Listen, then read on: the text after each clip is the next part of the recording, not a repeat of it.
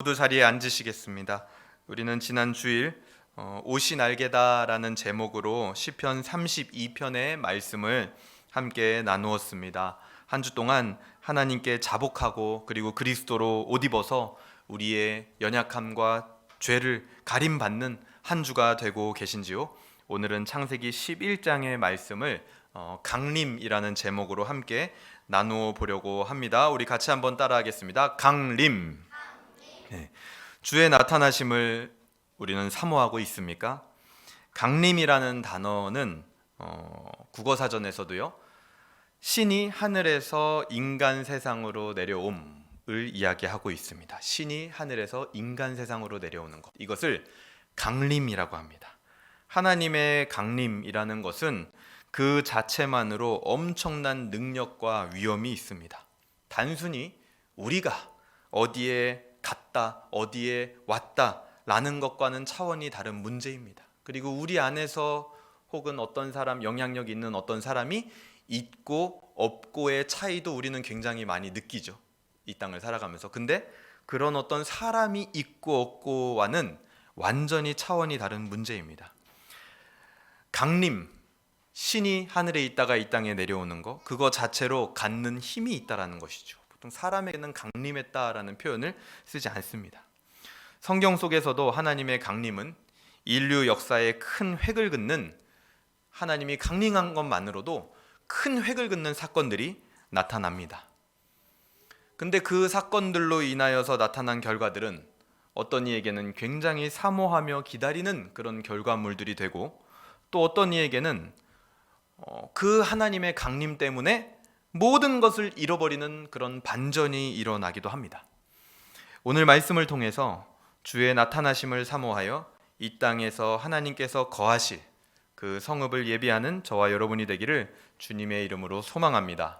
그래서 오늘 저는 이 강림이라는 단어, 이게 좀 이질감이 있을 경우에 저는 주의 나타나심이라는 말로 또 대신해서 사용을 하도록 하겠습니다.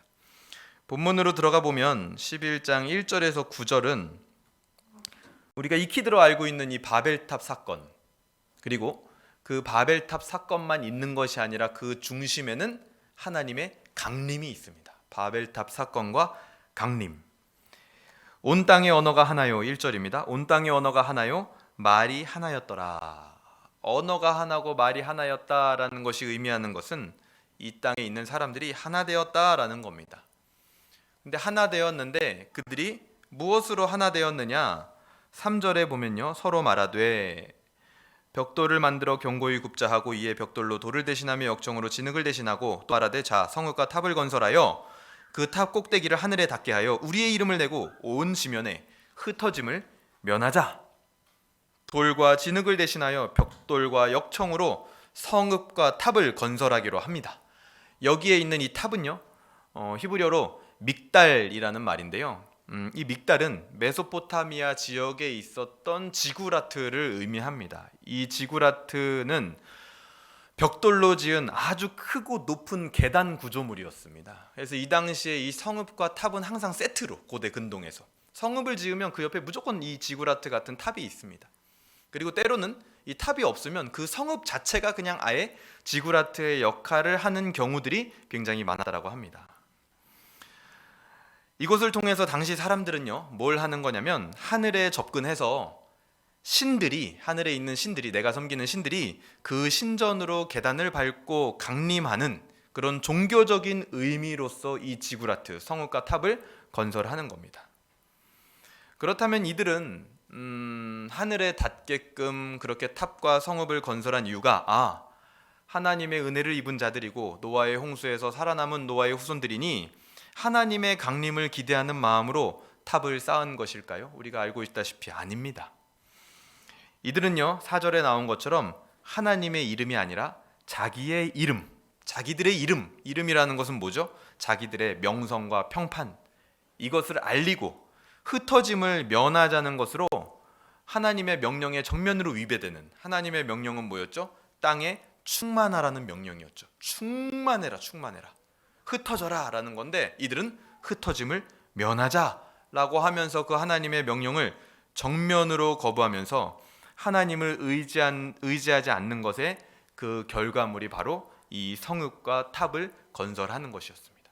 하나님이 어떤 강림을 기대하고 지은 것이 아니라 우리의 신이 내려온다 이걸 기대하고 지은 것이 아니라 오히려 그 성읍과 탑을 통해서 자기의 이름과 평판을 알리고 오히려 하나님의 명령에 정면으로 거부하면서 흩어짐을 면하자라는 정신으로 생긴 게 성읍과 탑이라는 것이죠.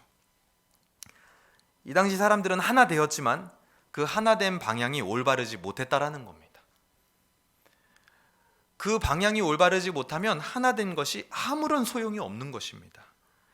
이 일 때문에 온 사람들이 잘못된 방향으로 하나 되었기 때문에 그 심각한 상황 속에서 하나님은 이 땅에 강림하십니다. 5절입니다. 여호와께서 사람들이 건설하는 그 성읍과 탑을 보려고 내려오셨더라. 그 성읍과 탑을 보시기 위해서 내려오셨지만 하나님께서 복을 주시기 위해서 기분이 좋아서 내려오신 게 아니라 잘못된 방향으로 지금 하나 되어져 가고 있고 그 방향을 아무리 봐도 인간들 스스로 제어할 수가 없었기 때문에 그 인간들을 막기 위해서 내려오신 것입니다. 인간들은 인간 나름대로 엄청난 성읍과 탑을 쌓고 이름을 내고 흩어짐을 면하려고 대단하고 지혜로운 계획을 세운 것 같지만 그 모든 인간의 노력과 계획은요, 하나님의 강림, 이거 단 한 번에 의해서 모든 것이 끝장납니다. 이처럼 이 하나님의 강림이라는 것은 모든 것을 역전시키는 엄청난 능력으로 이 땅에서 나타납니다. 8절입니다. 여호와께서 거기서 그들을 온 지면에 흩으셨으므로 그들이 그 도시를 건설하기를 그쳤더라. 이 탑을 쌓은 사람들의 원래 목적은 한 곳에 거류하여서 우리가 흩어지지 말자 요거였어요. 근데 그곳으로부터 하나님의 강림이 있은 뒤에 이들은 흩어져 버리게 됐다라는 겁니다. 그리고 이들은 자기의 이름을 알리기 위해서 도시와 성읍과 탑을 건설했습니다. 근데 그것도 역시 하나님의 강림 이후에 다 그쳐지게 됩니다. 그리고 오히려 다시 온 지면에 충만하라고 했던 하나님의 명령이 재가동되죠. 이들을 흩으심으로 인해서. 9절입니다. 그러므로 그 이름을 바벨이라 하니 이는 여호와께서 거기서 온 땅의 언어를 혼잡하게 하셨음이니라. 여호와께서 거기서 그들을 온 지면에 흩으셨더라. 또 하나님은요, 강림하신 뒤에 언어를 혼잡게 하셨습니다. 언어가 하나였고 말이 하나였던 것을 하나님의 강림으로 뒤집어 버리는 겁니다. 잘못된 것으로 하나 된 그것을 역전시켜 버리는 거죠. 이와 같이 이 당시에 이렇게 모여서 바벨탑을 쌓고 성읍을 건설했던 그 악인들, 자기의 이름을 알리고 흩어짐을 면하자라고 발버둥 쳤던 이 악인들은, 그 악인들의 발버둥은 결국 하나님의 강림 단 한 번으로 끝장이 납니다. 악인들이 어느 정도의 계획을 세우느냐, 어떤 정도의 계획을 가지고 일을 실행하느냐, 얼마나 대단한 계획을 세우느냐, 그것이 오늘 하나님에게는 아무 문제가 되지 않는다라는 겁니다. 아무리 대단한 계획을 세워도 강림 하니까 다 끝나는 거예요. 혹시 우리 주변에도 그런 악인과 같은 자들, 교회를 멸시하고 핍박하고 또 신앙인들을 방해하고 하나님의 강림과 주의 나타나심을 사모하는 사람들을 오히려 괴롭게 하는 자들이 있습니까? 그 악인들의 계획 속에서 우리가 사모해야 될 건 다른 게 아닙니다. 하나님의 강림 한 번이면 끝납니다. 주의 나타나심을 사모하면 됩니다. 우리는 주의 나타나심이면 악인들이 어떤 계획을 세워도 그 모든 것이 끝장이 납니다. 아무리 대단하게 해도 하나님은 심지어 어떻게 하셨어요? 오늘 언어까지도 흩어버리십니다. 그런 능력이 바로 하나님의 강림의 능력입니다. 그 바벨탑을 쌓은 사람들은 도대체 왜 이런 무모한 시도를 했을까요? 결국에는 다른 이유가 아니죠. 하나님께서는 다시는 물로 심판하지 않으리라 라는 그 말씀이 그들 안에 새겨져 있지 않았기 때문에 하나님을 신뢰하지도 못하고 하나님을 의지하지도 않고 스스로 살 방법을 찾게 된 결과가 이런 짓을 하는 행동으로 나오는 것이죠. 이 악인들에 대하여서 우리 외부에 있는 것으로 우리가 무조건 적용하기보다도 우리로 한번 적용을 해보면 좋겠습니다. 혹시 우리 안에 아직도 이와 같이 자기의 힘을 의지하여 하나님과 상관없는 자기의 야망과 욕심과 정욕을 이루기 위해 바벨과 같은 자기의 성을 쌓고 있는 그 모습은 혹시 없습니까? 그런 계획과 그런 모습들이 우리에게 있다면 그것은 무산되어야 할 바벨과 같은 것입니다. 내 안에 무산되어야 할 바벨과 같은 인간의 서금은 무엇입니까?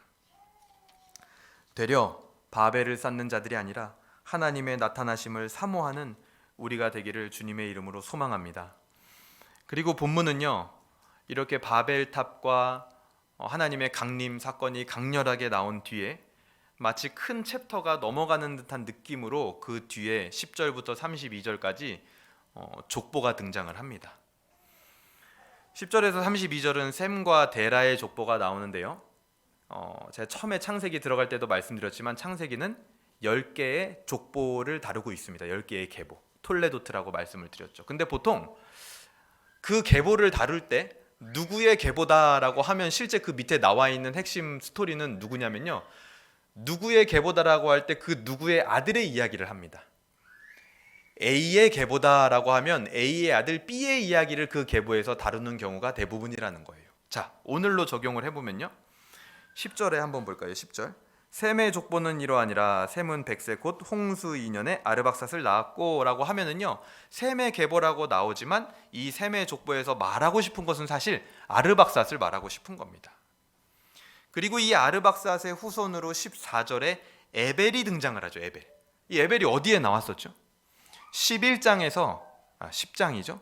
10장에서 니므롯이 등장하면서 그 니므롯만 10장에 강조되는 게 아니라 그 뒤에 이 에벨이라는 사람도 함께 강조되었다라고 제가 말씀을 드렸습니다.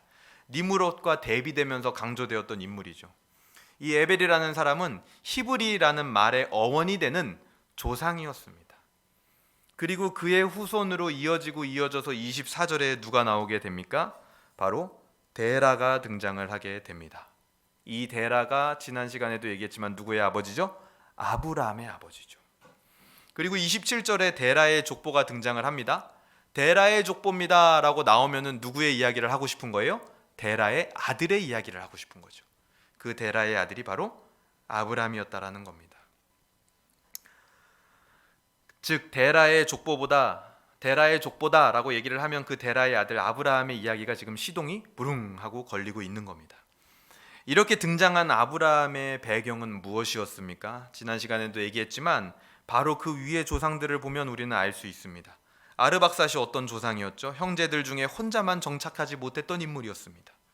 그 후손인 아브라함의 이야기가 이제 나오는데, 아브라함은 심지어 조금 더 설상가상이에요. 정착지도 없을 뿐더러 그 아내 사레가 임신하지 못하는 그런 연약한 약점을 가진 인물, 보잘것없는 인물, 부족한 인물이 바로 아브라함, 그렇게 등장을 합니다. 하지만 우리가 모두 알고 있는 것처럼 바로 뒤에 본문 12장에서 하나님은 누구를 부르십니까? 바로 그 아브라함을 부르십니다. 그 아브라함은 거꾸로 다시 말해서 어떤 사람이었어요? 땅도 없었고 성읍도 없었고 탑도 없었고 자식도 없었던 보잘것없는 인물이었습니다. 그를 하나님은 부르신다라는 거예요. 하나님은요, 이처럼 오늘날도 사람을 택하실 때 동일한 기준을 가지고 계신 것 같습니다. 너무 잘난 사람 부르지 않아요. 너무 부유하여 부족한 것이 없는 사람 부르지 않습니다. 걱정 없이 내 인생 내가 버는 돈으로 적당히 즐기며 살아가는 사람들 부르지 않습니다. 어쩌면 그들을 부르지 않는다라는 표현이 잘못된 것이라면 이렇게 얘기해 보면 되겠습니다. 그들은 부르심에 민감하지 못한 경우가 상당수입니다. 즐길 것이 너무나 많거든요. 가진 게 너무나 많거든요.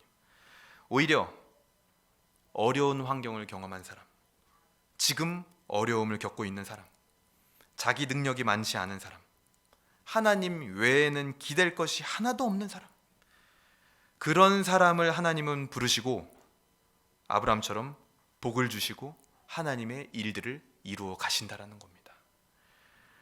오늘 내가 만일 이 아브라함처럼 어디 정착도 못하고 능력도 부족하고 소망도 없고 의지할 곳이라곤 하나님밖에 없는 그런 인생이라면 여러분, 복된 인생으로 믿으실 수 있길 바랍니다. 그것이 성경을 믿는 것입니다. 그런 아브라함을 불러서 복의 통로로 만들어 가신 그 하나님이 그렇게 연약한 자들의 소망이 되어주시는 겁니다. 그렇게 보니 지금 우리가 겪는 모든 과정이 하나님께서 쓰실 만한 깨끗한 그릇으로 만들어가는 과정으로 해석이 되어지는 것입니다. 우리 마음 가운데 말씀이 새겨지는 그런 뼈아픈 과정 중에 있다면, 그런 훈련 중에 있다면 오히려 그것은 기뻐해야 할 일이었다라는 것이죠. 오늘 11장은요 바벨탑을 쌓은 자들과 아브라함 그리고 하나님의 강림, 이것이 가장 큰 세 가지의 주제로 등장을 합니다. 바벨탑을 쌓은 자들은 어떤 사람들이었습니까? 작은 것부터, 사소한 것부터 하나님을 의지하지 않았습니다. 어쩌면 의지하지 않아도 되었습니다. 그들은 가진 게 너무 많았고 지혜가 너무 많았어요. 하나님 의지하지 않아도 성읍을 쌓고 탑을 쌓을 만한 사람들이었기 때문이죠. 하나님을 의지하기는커녕 내 것에만, 내 이름을 알리는 데만 몰두되어 있는 사람, 말씀이 새겨져 있지 않은 사람, 그 사람들, 그렇게 바벨탑을 쌓은 사람들은 하나님께서 쓰실 수 없는 사람이 되고 마는 것입니다. 그들에게 있어서 하나님의 강림이라는 것은 복이 아닌 저주이고 부르심이 아닌 흩으심이 되는 겁니다. 하지만 반대로 하나님의 강림을 사모하는 자는 어떤 사람들입니까? 그런 자들은 자기 개인의 삶 속에서도, 그리고 내가 속한 공동체 어디에서도 하나님께서 오실 때 거하실 수 있는 성읍을 예비하는 사람들입니다. 그렇게 하나님의 성읍을 예비하는 일은 오늘 본문의 흐름처럼 바벨이라는 인간의 성읍이 무산되는 것으로부터 시작이 됩니다. 그 뒤에 아브라함이 나오잖아요. 바벨이 무산되고 나서. 그리고 아브라함이 실제로 하나님의 부르심을 받을 때도 인간의 성읍 우르를 떠나면서 시작이 되잖아요. 그렇게 시작이 되는 겁니다. 하지만 우리가요, 우리 스스로 우리 안에 있는 이런 바벨을 쌓는 모습들, 하나님을 의지하지 않는 그런 모습들, 인간의 성읍을 좀 떠나야 되는데 그것이 떠나는 것이 우리의 의지로 잘 되어지질 않습니다. 우리는 여전히 아직도 바벨에 머무르고 있고 내 이름이 퍼져가는 걸 좋아하고, 하나님 의지하지 않고 내가 조금만 배부르고 가진 것이 많아지면 그것에 몰두하는 연약한 존재가 바로 우리들이거든요. 바벨을 무산시키는 일이 바벨탑을 쌓은 자들처럼 스스로 중지가 안 되는 게 바로 우리의 모습이라는 겁니다. 어쩌면 우리는 하나님이 말씀하신 대로 이미 막을 수 없는 자들입니다. 우리는 막을 수 없어요. 그런 우리에게 오늘 본문은 한 가지 해결책을 이미 말해 주었습니다. 오늘 본문에서 바벨이 무너지고 아브라함이 인간의 성읍을 떠나는 것은 바로 언제 나타난 일이죠? 하나님이 강림하실 때, 하나님이 말씀으로 부르실 때 그것이 드디어 가능했습니다. 바벨이 멈춰버렸어요. 오늘날 그것은, 그 하나님의 강림은 어떻게 나타날 수 있겠습니까? 물론 다시 오실 재림주 예수 그리스도를 기대하는 마음도, 사모하는 마음도 우리에게 있어야겠죠. 하지만 당장 우리의 현실 속에서 우리는 하나님을 만나는 자리, 그 자리가 어디죠? 예배의 자리입니다. 하나님께 나와서 인사하는 자리, 경배를 올려드리는 자리, 절을 하는 자리, 그 예배의 자리에서 하나님을 만나는 거죠. 그 예배의 자리에서 하나님의 말씀이 선포되는 그 자리, 그곳에서 우리가 바벨을 떠나는 것이 가능하다라는 겁니다. 인간의 성읍을 떠나는 것이 가능해진다라는 겁니다. 바벨을 쌓았던 자들에게는 하나님께서는 하나된 언어, 그들이 차지한 땅, 이런 곳에서 다 흩으시고 그것을 방해하셨지만, 반면에 인간의 성읍을 떠나 하나님의 부름 외에는 아무것도 없었던 연약한 아브라함에게 되려 하나님은 뭘 주셨어요? 자손을 주셨습니다. 그리고 그들에게 빼앗은 땅을 아브라함에게 주셨습니다. 오늘 우리도 주의 나타나심, 하나님의 강림, 주의 나타나심을 사모하여 내 안에 있는 바벨을 무산시키고 인간의 성읍을 떠나는 그런 역사가 있고, 더 나아가 하나님의 성읍을 이 땅에서 예비하는, 하나님께서 쓰시는 그런 연약한 사람, 결국 복받는 사람이 되기를 주님의 이름으로 소망합니다. 우리 창세기 15장 1절을 한번 보겠습니다. 바로 뒤에 이제 나온 가까운 페이지입니다. 15장 1절을 우리 한번 같이 읽어볼까요? 시작.